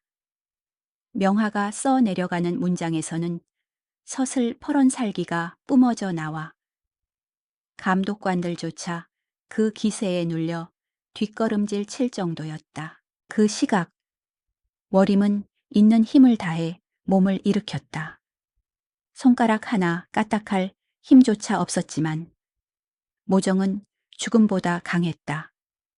그녀는 방바닥을 기어서 문 쪽으로 향했다. 손톱이 문지방에 걸려 빠질 듯 아팠으나 고통은 느껴지지 않았다. 덜컹 문을 열자 휘몰아치는 눈보라가 워림의 얼굴을 때렸다. 앞이 보이지 않는 그녀였지만 살을 애는 찬 바람이 오히려 정신을 맑게 해주었다. 워림은 마루 끝으로 기어나가 한양 쪽을 향해 무릎을 꿇었다. 하얀 눈이 그녀의 머리와 어깨 위로 순식간에 쌓였다. 워림은 합장한 손을 가슴에 모으고 입술을 달싹였다. 목소리는 나오지 않았으나 마음의 소리는 그 어떤 천둥 소리보다 컸다. 가거라, 내 아들아, 거침없이 가거라. 내 목숨을 다 가져가서라도 부디 뜻을 이루거라. 명화의 붓질은 점점 더 빨라졌다. 신들린 듯한 속도였다. 그의 머릿속으로 수만 가지 생각과 감정이 폭포수처럼 쏟아져 들어와 붓끝으로 빠져나갔다. 식은 땀이 비 오듯 흘러내려 먹물과 섞였다. 주변의 다른 유생들은 명액에서 뿜어져 나오는 기이한 열기에 압도되어 붓을 놓고 멍하니 바라보기도 했다. 명화의 글은 파격적이었다. 기존의 형식을 파괴하고 폐부를 찌르는 직언과 비유로 가득 찼다. 그것은 조정의 위선자들을 향해 던지는 선전포고와도 같았다. 써내려가는 종이가 펄럭이며 넘어갈 때마다 명화의 생명력도 그리고 멀리 있는 워림의 생명력도 빠르게 소진되어 갔다. 두 사람의 영혼은 보이지 않는 끈으로 연결되어 한쪽이 타오르면 다른 한쪽은 재가 되어 사그라들고 있었다. 눈보라 속의 워림은 점점 돌처럼 굳어가고 있었다. 천이 급격히 떨어지며 몸의 감각이 사라졌다. 그러나 그녀의 얼굴은 더없이 평온했다. 평생을 짓눌러온 죄책감과 고통이 눈 녹듯 사라지고 있었다. 그녀는 마지막 남은 한 줌의 온기를 모아 아들의 이름을 불렀다. 명하야, 내 아가 훌륭하구나. 장하구나. 그녀의 입가에 희미한 미소가 번졌다. 그것은 세상에서 가장 슬프고도 아름다운 미소였다. 눈송이가 그녀의 속눈썹에 내려앉아도 녹지 않았다. 그녀는 이제 산의 일부가 되고 흙의 일부가 되어가고 있었다. 과거장 안, 명화가 마지막 문장을 써 내려가고 있었다. 붓끝이 떨렸다. 이제 점 하나만 찍으면 끝이었다. 명화는 숨을 멈추고 온 정신을 붓끝에 집중했다. 툭! 마지막 마침표가 찍히는 순간이었다. 찌익 하는 소리와 함께 명화의 가슴 속에서 무언가가 끊어지는 듯한 날카로운 통증이 느껴졌다. 명화는 윽 하고 신음을 토하며 가슴을 부여잡았다. 붓이 손에서 힘없이 떨어져 또르르 굴러갔다. 눈앞이 하얗게 전멸했다. 극심한 현기증과 함께 알 수 없는 상실감이 밀물처럼 덮쳐왔다. 심장의 반쪽이 도려져 나간 듯한 허전함. 그리고 뼛속까지 스며드는 한기. 명하는 본능적으로 알았다. 어머니가 떠났구나. 나를 위해 모든 것을 태우고 제가 되어 사라졌구나. 명하는 고개를 들어 하늘을 보았다. 낯빛 구름 사이로 한 줄기 햇살이 비추기 시작했다. 그 햇살은 눈부시게 밝았으나 명에게는 잔인하리만큼 차갑게 느껴졌다. 그는 다 쓴 답안지를 멍하니 내려다 보았다. 검은 글자들이 꿈틀거리며 어머니의 유언처럼 보였다. 주변에서 징소리가 울리며 시험 종료를 알렸다. 여기저기서 탄식과 환호가 터져 나왔지만 명하는 그 자리에 석상처럼 굳어 움직일 수 없었다. 눈물은 흐르지 않았다. 슬픔이 너무 크면 눈물조차 마르는 법임을 그때 알았다. 명하는 떨리는 손으로 답안지를 제출하고 비틀거리는 걸음으로 과거장을 빠져나왔다. 주막 앞에는 눈이 무릎까지 쌓여 있었다. 워림은 여전히 마루 끝에 무릎을 꿇고 앉아 있었다. 멀리서 보면 마치 기도를 올리는 불상처럼 보였다. 그러나 가까이 다가가면 이미 숨이 멎어 차가운 시신이 되어 있었다. 눈이 그녀를 하얀 수위처럼 덮어주고 있었다. 그녀의 눈은 감겨 있었으나 그 표정은 고통이 아닌 해탈에 가까웠다. 아들의 성공을 위해 자신의 모든 것을 제물로 바친 어미. 그녀의 마지막 모습은 숭고하다 못해 처절했다.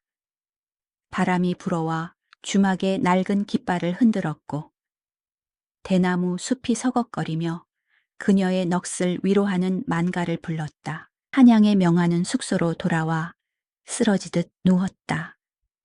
천장은 빙글빙글 돌았고 귀에서는 어머니의 목소리가 환청처럼 들려왔다. 명하야, 울지 마라. 나는 기쁘다. 명하는 이불을 뒤집어 쓰고 몸을 웅크렸다.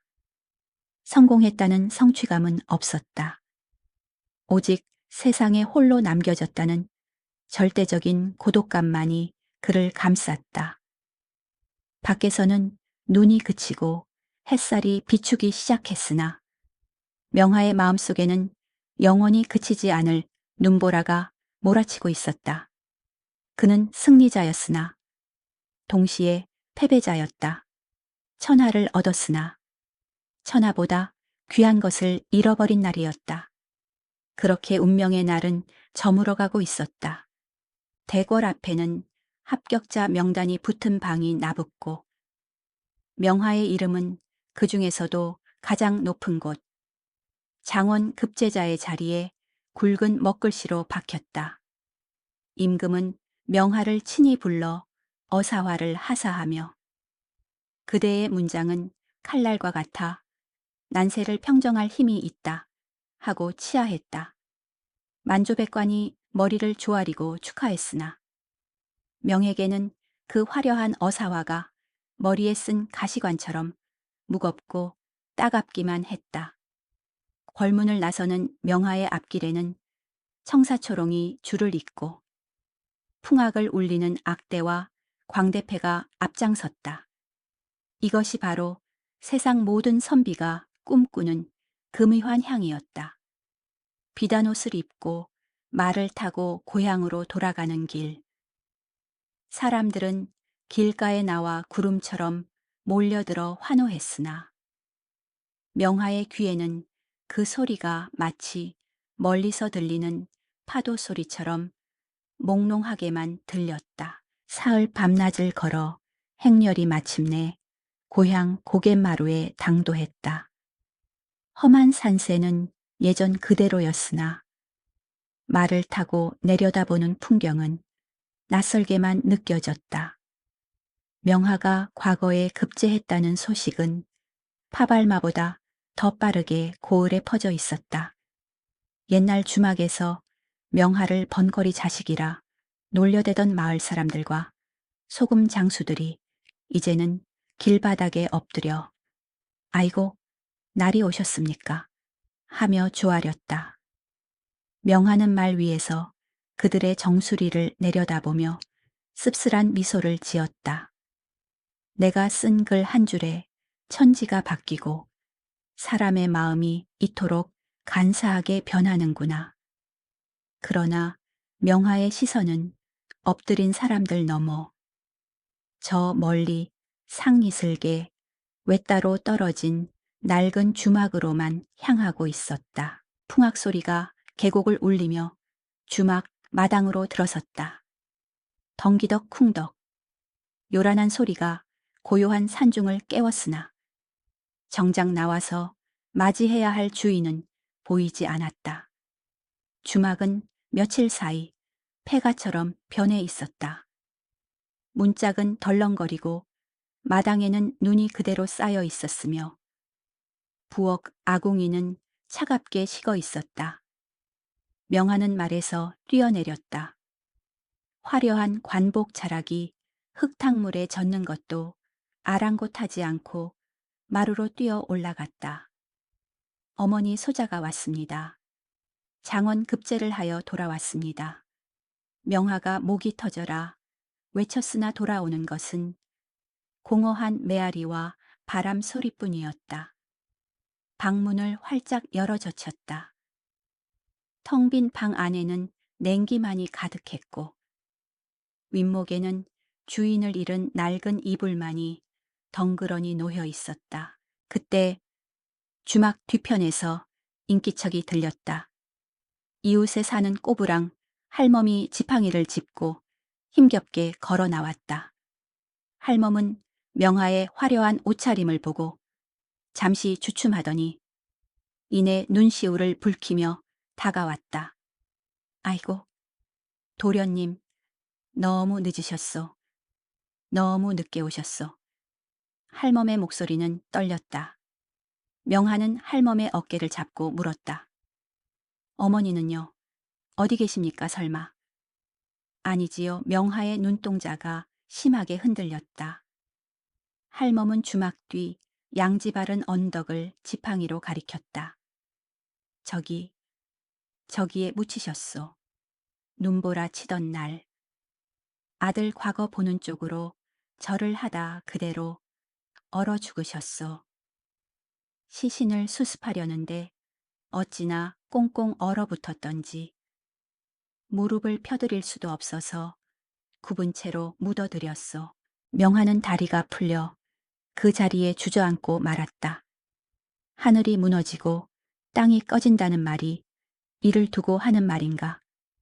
명하는 짐승처럼 내 발로 기어서 언덕으로 올라갔다. 그곳에는 흙이 채 마르지도 않은 초라한 봉분 하나가 덩그러니 솟아 있었다. 비석도 없이 나무 팻말 하나 꽂힌 무덤이었다. 명하는 무덤 앞에 엎드려 흙을 움켜쥐었다. 어머니, 어머니. 목소리가 나오지 않았다. 목구멍이 뜨거운 숯덩이를 삼킨 듯 막혀버렸다. 차라리 저를 데려가시지. 차라리 제가 멍청이가 되고 병신이 되어 어머니 곁에 살 것을. 이까짓 벼슬이 뭐라고, 이까짓 이름이 뭐라고 어미를 잡아먹고 혼자 살아남았단 말입니까? 할멈이 뒤따라 올라와 명하의 등에 낡은 보따리 하나를 내려놓았다. 어머니가 돌아가시기 전에 도련님 오시면 전해달라며 손에 꽉 쥐고 계시던 것이요. 죽은 사람 손에서 빼내느라 애를 먹었소. 명하는 떨리는 손으로 보따리를 풀었다. 그 안에는 명하가 어릴 때 처음 글을 익히던 찢어진 종이 조각들과 달고 다른 몽당붓, 그리고 아버지가 남겼다는 그 피 묻은 서책이 들어 있었다. 그리고 가장 깊은 곳에는 명화가 한양에서 보냈던 어머니의 피눈물로 얼룩진 편지가 고이 접혀 있었다. 편지에서 어머니의 냄새가 비릿한 피 냄새와 섞여 훅 끼쳐왔다. 명화는 그 편지를 얼굴에 비비며 오열했다. 그제야 명화는 모든 것을 깨달았다. 자신이 그를 깨우칠 때마다 어머니가 알아눕던 이유를, 자신이 과거 시험장에서 신들린 듯 답안을 써 내려갈 때 느꼈던 그 가슴 통증의 정체를, 그것은 단순한 미신이나 우연이 아니었다. 어머니는 자신의 생명력을, 자신의 눈과 귀와 피를 모조리 짜내어 아들에게 부어주었던 것이다. 나의 천재성은 나의 것이 아니라 어머니의 목숨값이었구나. 나는 어머니를 먹고 자란 괴물이었구나. 명화는 가슴을 치며 통곡했다. 머리에 쓰고 있던 사모 관모를 벗어 바닥에 내동댕이 쳤다. 임금이 하사한 어사와 꽃잎이 흙바닥에 처참하게 지시겨졌다. 산 아래에서는 여전히 명화의 급제를 축하하는 잔치가 벌어지고 있는지 왁자지껄한 소리가 들려왔다. 풍악 소리는 명화의 통곡 소리와 뒤섞여 기묘한 불협화음을 만들어냈다. 세상은 그를 영웅이라 칭송했으나 정작 그는 세상에서 가장 큰 죄인이 되어 무덤 앞에 엎드려 있었다. 바람이 불어와 무덤가의 마른 풀들을 흔들었다. 쏴 하는 소리가 마치 울지 마라, 다 이루었다 라고 속삭이는 어머니의 목소리 같았다. 그러나 그 위로는 결코 닿을 수 없는 너무나도 차갑고 영원한 침묵만이 감돌고 있었다. 명화는 무덤 앞에 무릎을 꿇은 채 움직이지 않았다. 해가 지고 어둠이 내리기 시작했다. 축하하러 왔던 사람들도 하나둘 돌아가고 산중에는 다시 정막이 찾아왔다. 명화는 어둠 속에서 하얗게 빛나는 어머니의 무덤을 바라보았다. 이제 그는 혼자였다. 천하를 얻었으나 돌아갈 곳을 잃어버린 화려한 관복을 입은 고아였다. 그는 흙투성이가 된 손으로 다시 사모를 집어들었다. 쓰지는 못하고 가슴에 품었다. 이제 이 벼슬은 자신의 영달을 위한 것이 아니었다. 어머니의 뼈와 살로 만든 이 무거운 짐을 지고 평생을 속죄하며 살아가야 할 형벌이자 멍에였다. 달이 떠올라 텅 빈 주막과 새로 생긴 무덤을 비추었다. 명화는 밤새 그 자리를 지켰다. 그의 그림자는 길게 늘어져 무덤을 감싸 안았다. 그것은 산자가 죽은 자에게 보내는 마지막 포옹이자 늦어도 너무 늦어버린 화해의 몸짓이었다. 흙바닥에 굴러떨어진 어사와 한 송이가 바람에 날려 무덤 위에 살포시 내려앉았다. 마치 어미가 아들의 머리를 쓰다듬어 주는 듯 꽃은 그렇게 한참을 머물렀다. 세월은 흐르는 물과 같아 어느덧 강산이 서너 번은 변했다. 명화의 머리에도 하얀 서리가 내려앉고 꼿꼿하던 허리는 대나무가 바람에 휘어지듯 조금 굽어졌다. 그는 조정에서 대제학의 자리에까지 오르며 아버지의 억울한 누명을 벗기고 가문의 명예를 드높였다. 그의 붓끝에서 나오는 정책들은 백성들의 구분 등을 펴주었고 그의 서리빨 같은 상소문은 탐관오리들의 간담을 서늘하게 했다. 세상 사람들은 그를 가리켜 하늘이 내린 문장가라 칭송했고 그의 글씨 한 점을 얻기 위해 천냥을 쌓아들고 오는 이들이 줄을 섰다. 그러나 정작 명화 자신은 평생 비단옷 속의 속옷으로 거친 삼벗을 입고 지냈다. 그것은 죄인의 수위이자 평생 어미의 상주로 살겠다는 그만의 다짐이었다. 명화는 평생 혼자 살았다. 혼인을 하여 가정을 꾸리라는 임금의 권유도 명문가들의 혼담도 모두 정중히 거절했다. 내 생명은 이미 어머니가 다 가져다 쓴 것이니 나에게는 남은 복이 없어 처자식을 건사할 수 없다 하는 것이 그의 핑계였다. 그는 밤마다 서재에 틀어박혀 글을 읽었으나 책장을 넘길 때마다 들려오는 종이 소리에서 어머니의 숨소리를 들었다.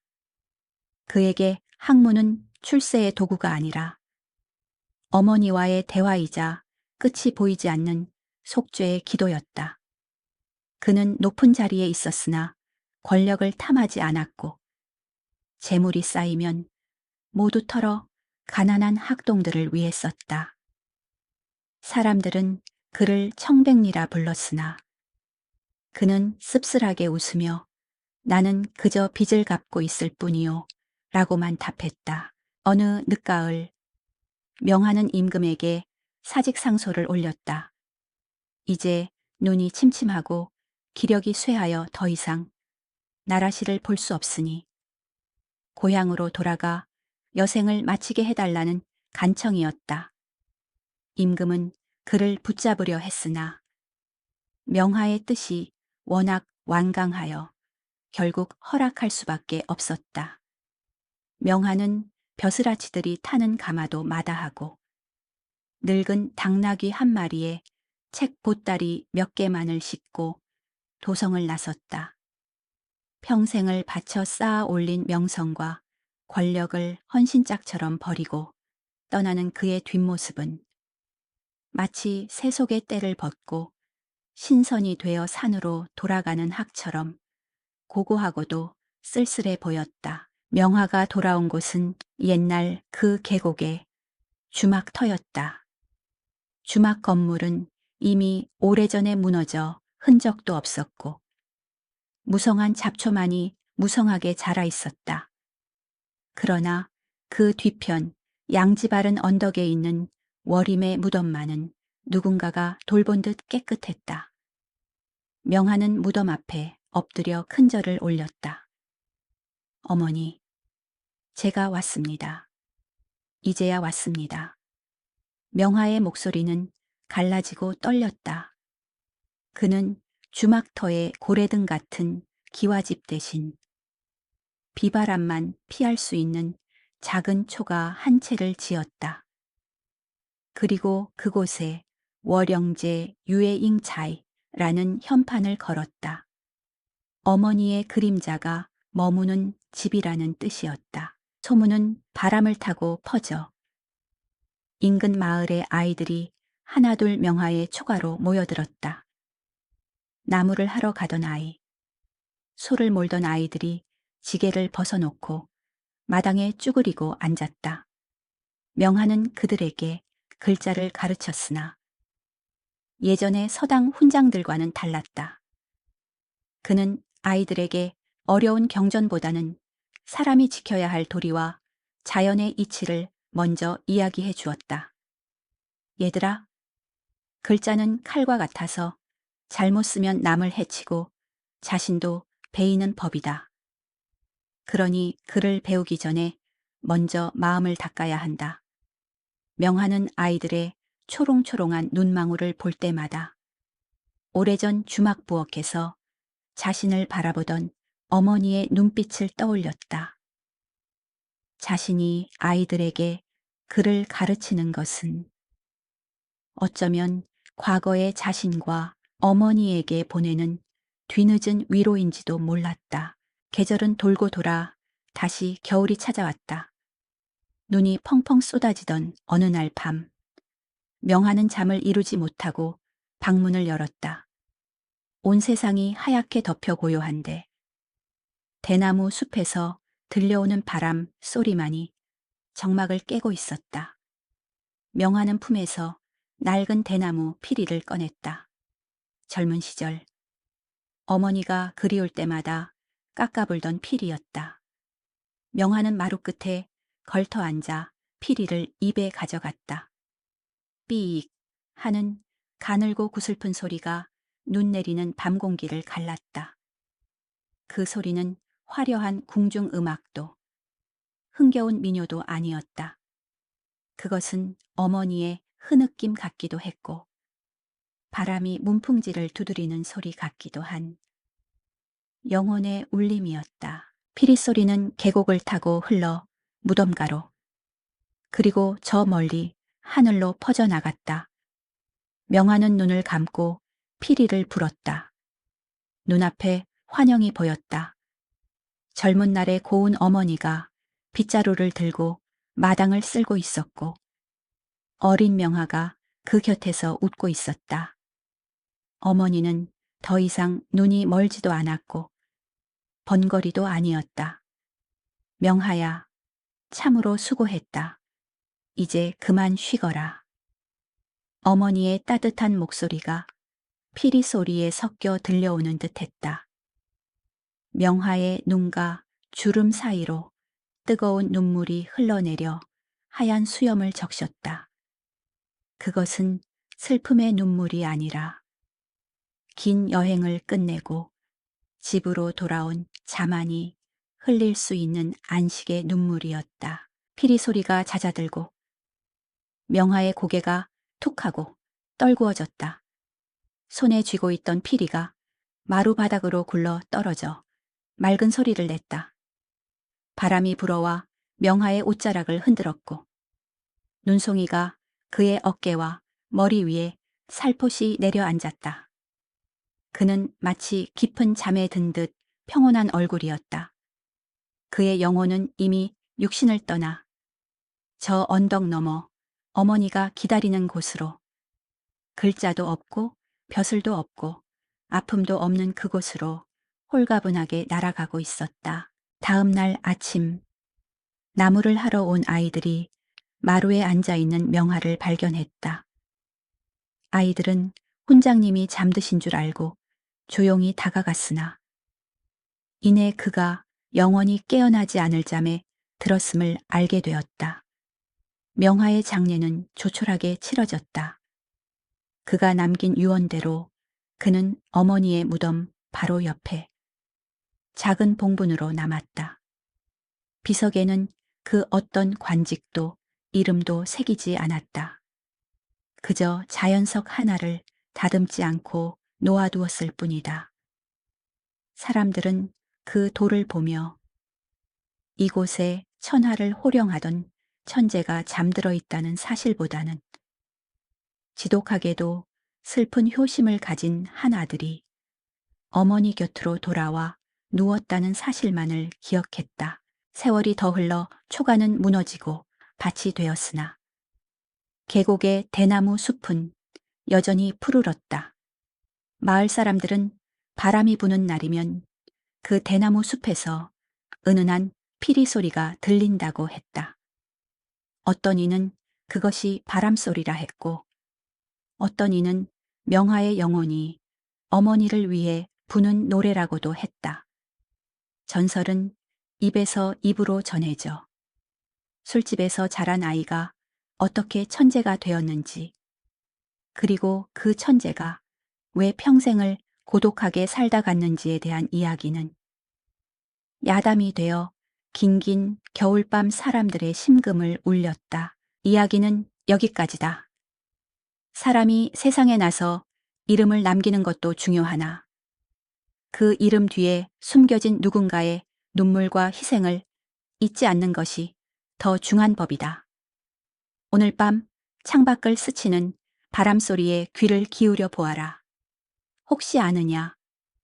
그 바람 속에 누군가의 간절한 마음이 실려 있을지. 본 영상의 내용은 모두 허구이며 실제 인물이나 사건과는 관련이 없습니다.